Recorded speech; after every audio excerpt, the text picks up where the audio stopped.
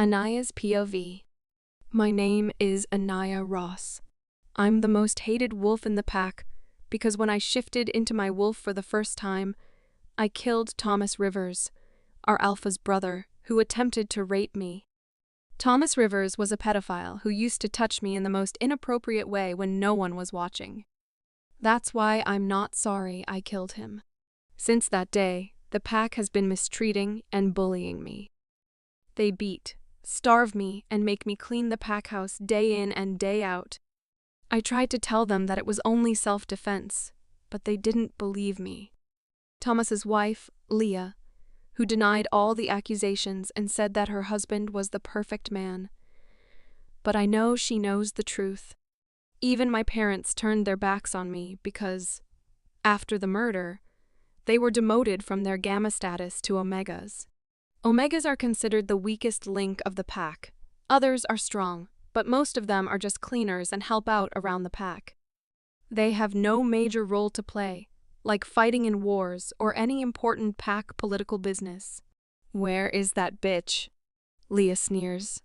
I roll my eyes because of everyone here. She makes my life a living hell.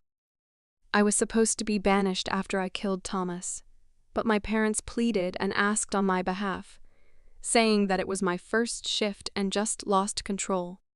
I get out of my tiny room. It is very small and has almost an old walk-in closet, next to the storeroom on the second floor. There's a mattress and an old broken mirror. I only have a few clothes, shoes, and a collection of my favorite books. I get out of the room, mentally preparing myself for all the insults and beating I'm to receive. I groan. Once in the main room, I see Leah standing elegantly in a long dress and heels, one hand on her hip as she taps her feet against the floor in impatience, the other hand holding a yellow fabric that she throws in my face as soon as I'm at arm's reach. I remove it from my face and throw it on the floor, annoyed. I trail, pointing at the dress on the floor. Leah looks livid now, and I didn't expect her to slap me. No, I did. She slaps me hard across my face, and blood splatters from my nose as I fell to the ground from the impact of her slap. She kicks me once again in the stomach, and I grunt. I told you to hand wash it, she yells.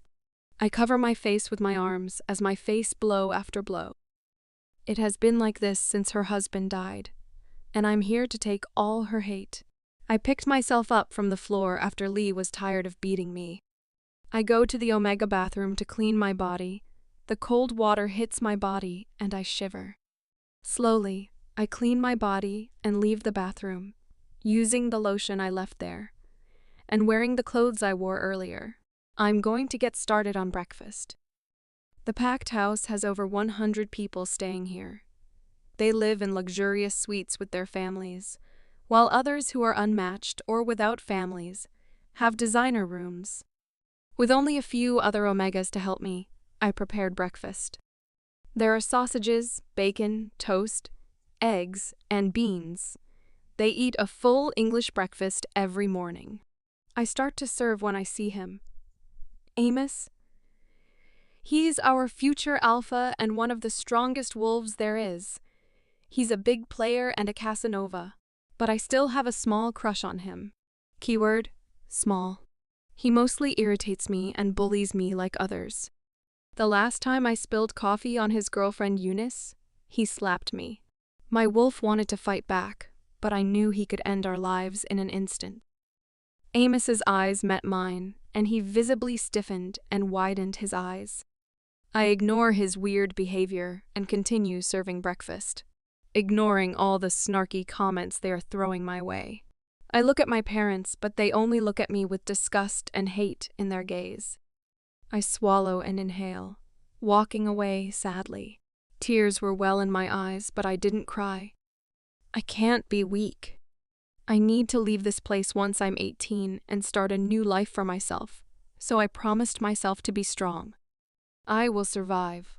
I will take all the beating. Don't worry, our mate will love us. Beams my wolf shallow. A mate is a soulmate that completes a wolf's life. Once they are in pain, it is felt by the other, and my wolf has been wanting to get one since we learned what mates are, and she believes he will save us from all the pain and torture. He will love us forever, and we will have a beautiful family I didn't have. I see a few students going to school and I smile.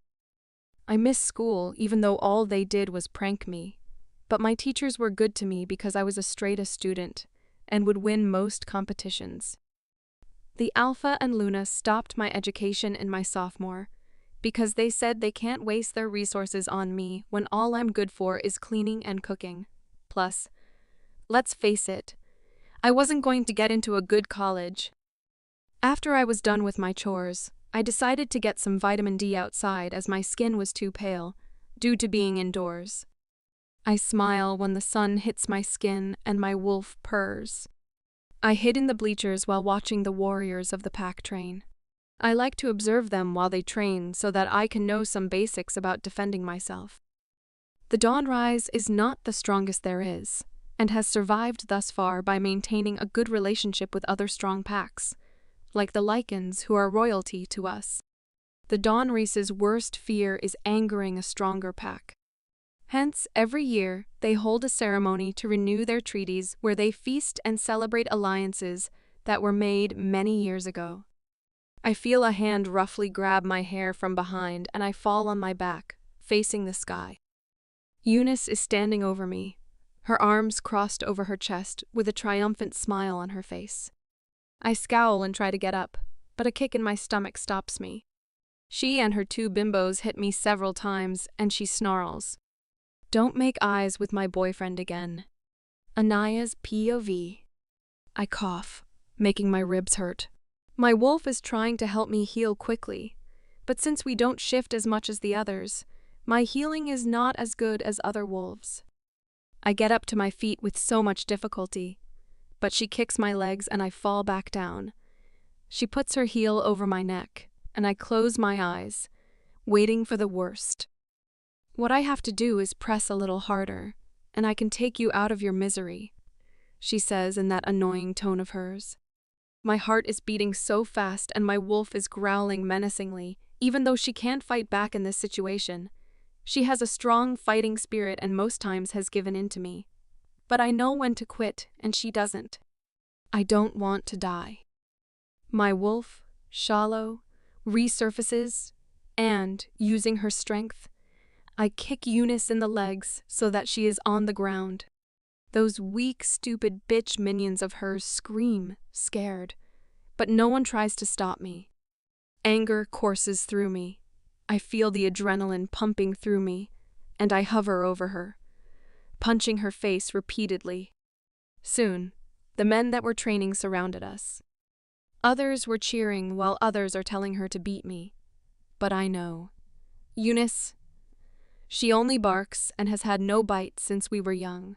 A tingling sensation rushes down my skin as I feel myself being lifted off Eunice's body by huge, strong hands. But my wolf is not done with her yet. So I kick and scream. "Let me fucking go." I scream at whoever is carrying me away from there. I jump off the shoulder of the man who carries me, and I'm ready to punch him in the face. But I'm taken back to see it is Amos, the Alpha's son. He looks so sexy in his basketball shorts. His hair is disheveled. And god damn it, his chest is as hot as fuck. I can see his muscular body and I swallow thickly. Seeing that I'm staring, he smirks at me and I blush involuntarily, looking away from him.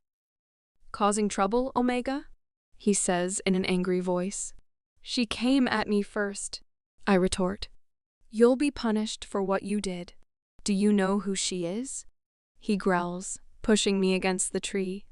I wince at the pain in my back. He wraps his hand around my neck and chokes me. "She's your fucking Luna," he grits. I try to hit him, but he doesn't let go. It's like hitting a wall. My oxygen starts to cut, and until all energy has let me, he finally lets me go, and I fall to the ground, inhaling as much air as I can. He crouches down next to me and looks at me with a softness I've never seen before while I glare at him. His eyes turn a shade darker, and I know he is linking with someone. When he's done, he clears his throat and orders, "You will be locked in the dungeon for the coming days." I widen my eyes in horror. "But she started it," I croak. "I've been in the dungeons a few times, and it's not a place I like to be. It's dark and scary, and the guards there are the most immoral while they beat the offenders. They sexually assault women they like. It has happened to me a few times, but I wasn't raped." He stands up to leave but turns to look at me. Before I forget, I Amos Rivers, reject you, Anaiah Ross, as my mate and future Luna. I was in shock, and his words kept repeating in my head. I didn't say anything or even react. Amos was my mate. He's 24 years old, so he knew all along that we were mated, but watched them beat and abuse me. Amos is standing over me with no emotions on his face, no remorse whatsoever. "Guards!" A few guards ran to us, bowing before the alphas. Behind them, Eunice is there too. Her eyes are red and her perfect blonde hair is disheveled. Her plastic face with cuts, and she has a cut on her lip. She comes to stand next to the alpha and whispers something in his ears, and after a long thought, he nods his acceptance. "Lock her up, whip her every day until I say no more." Her voice is smooth as she orders, but my eyes are fixed on my mate. A sting on my cheek brings me back to the present, and I touch my cheeks. Suddenly, tears fall and I don't have the chance to wipe them. Strong, huge hands grab my arms and drag me a few feet away from the two couples. Once in the dark dungeon, I'm thrown to the ground like a sack of potatoes and they exit the room. Then I feel it. My chest begins to constrict and a fire within me begins to burn terribly. I let out a sob and, for the first time in forever, I cried. I cry for the horrible life I've lived since I was 13 years old. I cry for my parents, their abandonment, their hate, and, lastly, I cry for Amos, my mate. I thought when I found my mate, he would love and protect me as a mate should, but today he's taken away all my will to fight. My wolf withdraws to the dark part of my mind and I howl, feeling more alone than ever. Days passed by fast and every day, the guards came to wipe me with very painful lashes. My back had cuts and tears of flesh on it. I bet I looked disgusting. I'm only allowed 1 meal a day, bread and water. I haven't felt shallow since our mate rejected us. She is depressed and sad, just like me. I get up from the cold floor and clutch my chest as I say the words. I, Anaiah Ross, accept your rejection, Amos Rivers. I don't feel the bond breaking on my side, however. Amos will feel the bond tear between us and will experience pain like no other. Amos's POV. Mature content. I was welcoming our guests for the renewal treaty celebration when something kept tugging on my heart. Something was wrong. My wolf Narcisse was giving me a hard time, growling and snarling at me. There are times he acts sick. He hates me, and I rejected our mate. But I can't accept her as my mate, especially my Luna. She killed my uncle, in self-defense. Narcisse growls. No one believes her, I retort. My uncle was a bastard, but he was still my family. She could have dealt with the situation better than killing him in cold blood. She was fucking 13 years old. She had no control over her wolf. Amos, I can tell that her wolf is strong. He says the last part proudly. Indeed, my uncle had alpha blood and was one of the strongest wolves, but she still bested him. Anaiah Ross is not only the most beautiful girl in the pack, but even behind her dirty clothes, she can make any man bow to his knees. She is strong as well. She has endured so many hardships since she was a little girl. She can make a fine Luna, breathes Narcisse. Yes, Not ours. We shall make Eunice our Luna as my parents want. Her parents are strong and have been our allies for years. Eunice is an entitled brat and a crying baby. But I have to be with her to strengthen my pack. And she's a good fuck, but mostly when I fuck her or any other wolf, I picture Anaiah under me. Her baby blue eyes, her long hair, and round breast. Her plump lips and beautiful face are enough to make me come like a teenager for the first time. Damn, she's the epitome of beauty. Just thinking about her makes my dick itch and hard in my jeans. I excuse myself and go to my office. I call an Omega who is more than happy. She gets on her knees and takes my long, hard cock in her mouth and begins to move. I let out growls of pleasure and held the back of her neck, guiding her harder and faster, deep-throating me. More, Anaiah, I moan. And the slutty Omega bobbed her head faster, and I groaned as I released in her mouth. She swallows my cum and gets to her feet, smiling and looking satisfied. Oh, my alpha, you are amazing, as usual, she purrs. I go to my desk and sit on my chair, leaning and relaxing when I suddenly feel a sharp pain in my chest. I groan and growl, and the Omega comes to me worried. But I bare my sharp canines at her and she staggers, falling on her side in fear. Get out, I growl as the pain only intensifies. WHATISGOINGON? I ask Narcissus. He's also in so much pain. Our mate has accepted our rejection. NO? I roar. Unknown's POV. I didn't want to come to this poor excuse of a pack, but it was my duty as a Lycan King to attend. So I did. The Dawnrise pack isn't the strongest or wealthiest, but they are doing well for themselves and have survived this far because of their alliances. However, the Alpha and Luna are not the most intelligent of the pack. But oh, well, at least they are leading to the best of their abilities. Once the celebration begins, they announce that they will pass down the Alpha title to their son, Amos. He's a strong wolf and might even be more capable of leading than his parents. Amos walks on stage with a she-wolf by his side.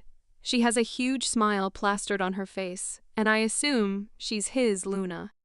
The outgoing Alpha briefly gives a speech. He acknowledges my presence and people applaud. Amos is then called on stage and says his vows. I, Amos Rivers, will lead this pack, fair and to the best of my abilities. He continues, and together they join their hands, and the transfer of power is complete. We applaud him, and the crowd cheers for their new Alpha. Everyone is dancing and clapping. Can we go already? Asks my beta, Danford. He also didn't want to come. Not yet. We are leaving tomorrow. For now, just go and entertain yourself, I shrugged, getting a glass of champagne from one of the servers. Danford scowls like a child, but it immediately goes away when he sees 5 girls batting their lashes and giggling at us. He grins and looks at me. I think we should stick around. You know, as we can't leave these pretty ladies in dire need of our company, he says, winking at the ladies who blush profusely, but I only turned away. Danford is the biggest player in the world, despite being 24 like me. He also hasn't found his mate and has made it his life's goal to whore around until he finds her. But I, on the other hand, I do have women to gratify my sexual desires, but only 2 or 3, and there are no feelings. Attached whatsoever, I can only get attached to my mate and Luna, the woman who I will love and the mother of my heirs. I leave my beta with his whores and interact with other prominent alphas. They ask about the Lycan pack and all, but I'm beginning to get bored, and my Lycan is getting agitated by every minute that passes. Mate, Saga growls in my head, immediately getting on 4 paws. Where? I could have sensed her the minute I saw her or smelt her. I frantically look around the party, but I can't seem to find her. I rushed out of the party to go see the alphas. I need to know if all members of the pack are here. I go straight to the alpha's office but don't enter, as I hear moans of pleasure coming from there. So I go to the former alpha. They are laughing and chatting with some other alphas. I march over to them. Has everyone in the pack attended the ceremony? I all but growled at them. They take a step back and he wraps his arm around his mate. Everyone present shrinks at my alpha aura, but I don't care. I need to find my mate now. Yes. They are, he stutters, not meeting my eyes. I don't think so. My Lycan senses his counterpart, but I can't find her, only the remnant of her scent. Luna hides in her husband's chest at my anger, and it's her who answers. Yes, my king. All the unmated females are here, she cries, frustrated. I growl, and the whole party goes silent. I take a calming breath, but my blood boils when I feel someone trying to force themselves on my mate. My eyes darken. Saga takes over, and when he speaks, his domineering tone makes them all bow. I'm GOINGTO. Okay, ILLFYOUBASTARDSIFIDE. AANNDSIAM. IENUTES. I roar. My king, there are some females in the dungeon. They cause trouble. Maybe she might be one of them, cries a female. I growled as I rushed to the dungeon. The guards there make way for me, and as I run, her intoxicating scent is getting stronger and undeniably sweet. I follow it, and her scream of panic is getting stronger. My blood is boiling. When I reach the cell where she is, I tear the grill bars and step in. The guards all freeze, looking at me with terror. My eyes go to the floor where a frail girl is lying, tears straining down her beautiful face, and her claws are out. She looks on the verge of passing out, and there is blood all over the floor. A man is on top of her without a shirt, and I see red. My Lycan wants the blood of the male that is straddling my soulmate, and was clearly about to rape her. Mate, as those words leave my mouth, the guards are shaking in fear. They recognize who I am and are gaping and looking between us. Saga wastes no time attacking, and within 2 minutes, they are lying lifeless on the ground. I get on my knees, removing the hair that was covering her face, and she lazily looks at me. Her beautiful blue eyes look lifeless. When I carry her, she weighs nothing. She looks extremely underweight and pale. What did they do to you? I mutter, kissing her forehead. She slowly raises her hand to touch my clean chin and drops it again before darkness envelops her. Someone needs to pay for this. Leandra's POV. I took my mate to the Packhouse Hospital. I lay her on the bed and the doctors asked me to leave the room, but I didn't do it. I'm not leaving her ever. My beta comes to my side, putting a hand on my shoulder. I'm sure the people who were there informed him about the situation. Is that the Luna? He asks, looking at the girl on the bed. The doctors who are attending to her look very wary of me because my alpha aura is going crazy. But I can't help it. They were torturing her. My Key King, I think you should. Leave. You won't want to see this. A tall nurse speaks in a stutter. She's right and already. The doctors can't do their job well, bro. Your aura is imposing, Dan says. I shake my head. I want to see. I want to know what they did to her. No.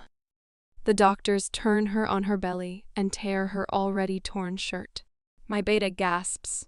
I repress a growl and clutch my fist. Her back is red and bloody. They have been hitting her. Some cuts are so deep and unable to heal themselves. I move closer to her instinctively. No one should be treated like that, no matter the crime of their sins. I see some dark scars as well, and my Lycan howls in anguish. No doubt she is being abused a lot. Some scars are really old, mumbles the doctor as he begins to clean her, even in her sleeping state. She flinches as the medicine touches her back, and I hold her hand. "Sorry, baby. They'll pay for this," I promise her silently. "The Alpha family will bear 10 times what they did to her." I let go of her hand and left the room. My beta is calling my name, but I don't answer him. I just need to be alone right now. I reach the woods in no time and shift into my fierce Lycan. With one loud howl, we take off into the forest to run. We have been running for a few hours now, the images of how I found my mate haunting my memories, questions bombarding my mind. What if I wasn't there? What if I was a minute late? What would have happened? Would she have seen the day again? I run harder and push forward. After hours of running, I thought my anger would have subsided, but it didn't. I go back to the pack house. It is quiet and everyone is still sleeping, so I go to their minibar, drinking my favorite whiskey. Feeling fatigued, it takes over my body. I go to the room that they prepared for me to rest, but I mind linking my beta to tell him to stay with my mate. Once I hit the bed, I again think of my beautiful mate. I don't even know her name yet. I want to know everything about her, but mostly want to know why she was in that terrible place I found her in. The dungeons only hold the most dangerous wolves. But can she be? She looks so frail and perfect, like she wouldn't even hurt a fly. "I can't sense her, Wolf," Saga says. I did notice that. The tingles were there when our skin made contact, but they were not as strong. We will find out what happened. Amos's POV. My chest was burning for hours and my breath came out in short pants. The fucking bitch accepted my rejection. How can she? Why would she?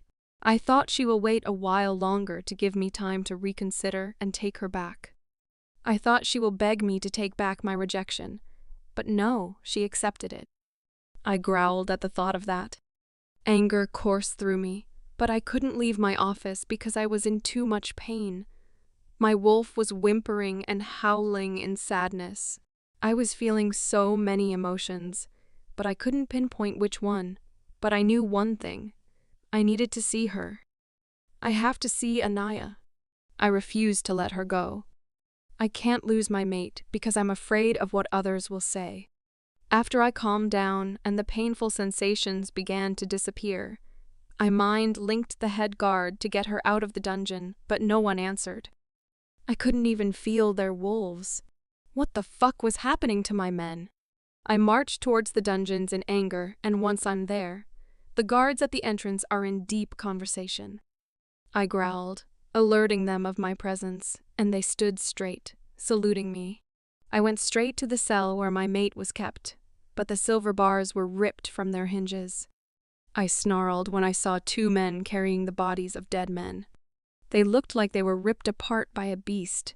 What happened? The Lycan King was here. He took the girl. I grabbed him by the collar and growled in his face. "What do you mean, took her?" "Some guards were, sir." He was stuttering, and I was getting frustrated. "What did the guards do to my mate?" "If you don't stop your stuttering, I'll snap your fucking neck." "Speak clearly."